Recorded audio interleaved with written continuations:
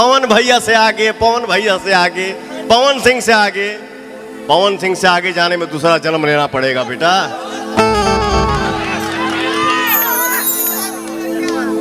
झमकौला से हुई। So hey guys, finally power star यानी पवन सिंह ने दिखा दिया अपना पावर सलमान खान को। गाइज क्या खबर की पूरी जानकारी जानेंगे, तब तक आप वीडियो को लाइक करके चैनल को सब्सक्राइब कर दीजिए। तो गाइज चलिए वीडियो को शुरू करते हैं।